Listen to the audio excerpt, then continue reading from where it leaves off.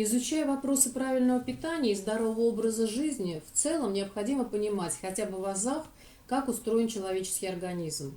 Сегодня мы начнем говорить с вами о соединительной ткани. Современная медицина в целом устроена таким образом, что к ней за помощью обращаются только тогда, когда возникает какая-либо проблема со здоровьем. Врач начинает прикладывать усилия с тем, чтобы предугадать одну из причин этих проблем, начинает заглядывать в прошлое данного человека.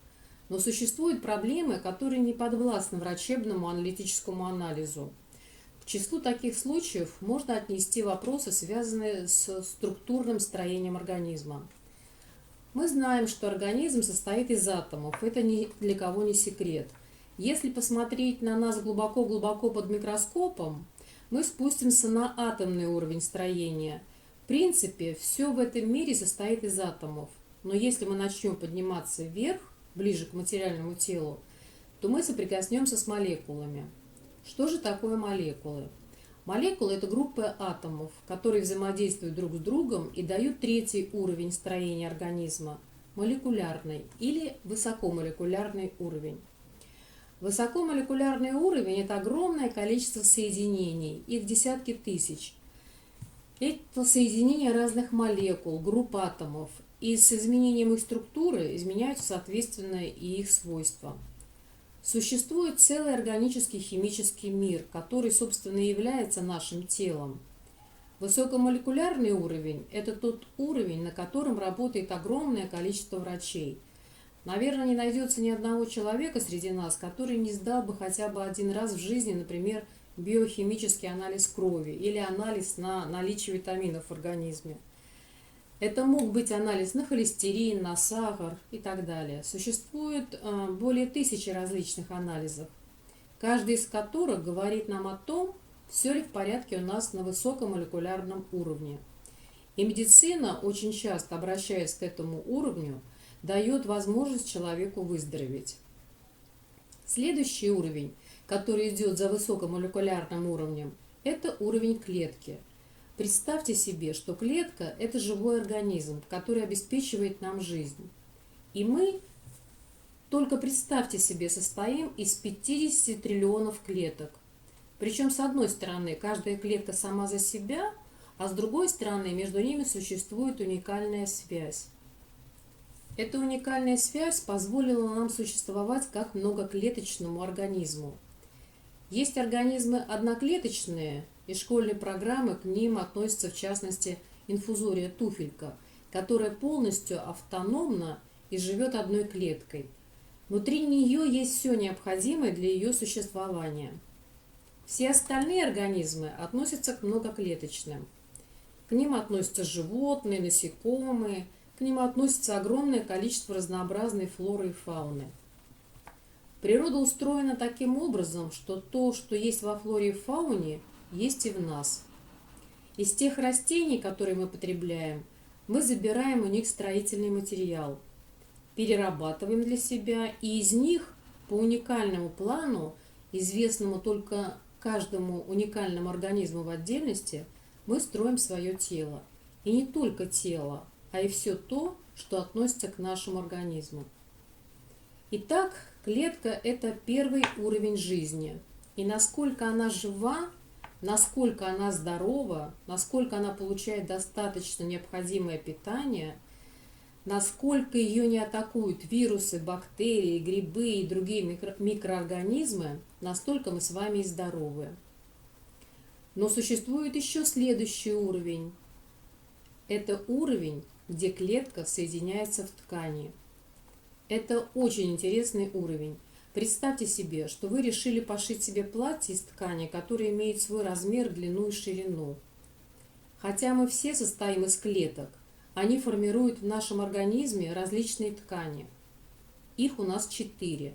Мы будем говорить с вами об этих уникальных тканях, в частности об одной из них, от которой зависит без преувеличения процентов 50-80 нашего здоровья. Удельный вес важности этой ткани колоссальный. Ткани нашего организма образуют органы, например, печень. Внутри печени клетки печени. Клетки печени организуют ткани печени, печеночную ткань. и у нее есть оболочка, как бы забор. Представьте себе миллионы маленьких клеточек, живущих на одной территории, занимающихся одной работой, выполняющих одну и ту же функцию, знающие одно и то же и работающие на одной работе в печени. При этом клетки печени отличаются от клеток, например, поджелудочной железы или клеток щитовидной железы. Органов в нашем организме около 70. Каждый орган – это как отдельный город или республика, в которой определенный уровень жизни и определенная задача. Потому что органы не дублируют друг друга. Если бы они дублировали друг друга, это было бы хорошо, и у нас были бы с вами запасные части. Но так как дублирование природы не предусмотрено, мы должны очень беречь все наши органы. Ну и для справки, только одна наша печень в нашем организме выполняет около 500 функций. Далее в организме органы объединяются в системы органов. Это 2, 4, 10 органов, объединенных одной задачей. Ну, например, желудочно-кишечный тракт – это система органов. Туда входит пищевод, желудок, тонкая кишка, толстая, двенадцатиперстная, тощая кишка, сигмовидная кишка, прямая кишка, печень, поджелудочная железа. Но задача, сверхзадача у всех этих органов одна – принимать питательные вещества, перерабатывать их, растворять, усваивать, что нам необходимо для нашего организма, и выделять из него непереработаемые остатки.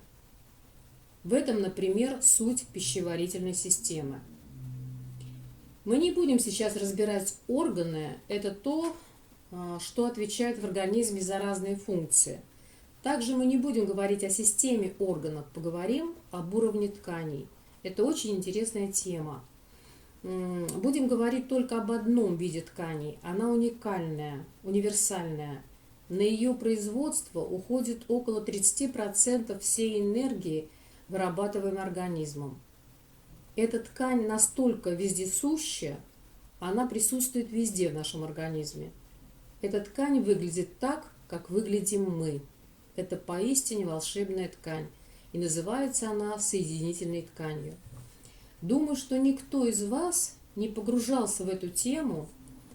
Это очень интересное путешествие, которое прояснит вам большое количество темных сторон наших заболеваний. И если мы научимся любить эту ткань, беречь ее, если мы начнем с ней сотрудничать, если мы научимся этой тканью управлять, омолаживать ее, то возраст для вас и для нас, для всех, будет протекать совсем по-другому. Человек должен прожить на этой земле около 100 лет, и эти 100 лет он может проживать в здоровом теле. Но если соединительная ткань разрушена, не может обновляться, если ее синтез затруднен, если ей не хватает механизмов для саморегенерации, то старость может доступить очень и очень быстро. Существует огромное количество болезней соединительной ткани, и эти болезни лечатся очень тяжело. Они называются коллагенозами. Но кроме этого существуют еще десятки болезней, связанных с этой соединительной тканью. Поэтому будем говорить с вами об этой уникальной соединительной ткани, имеющей огромное представительское значение в нашем организме. Все, что связано с кожей, с волосами и еще с огромным количеством органов, в частности с костно-мышечной системой, это все соединительная ткань. Давайте больше узнавать и складывать в нашу копилочку кирпичики наших знаний по управлению этой уникальной и такой значимой в нашем организме соединительной тканью.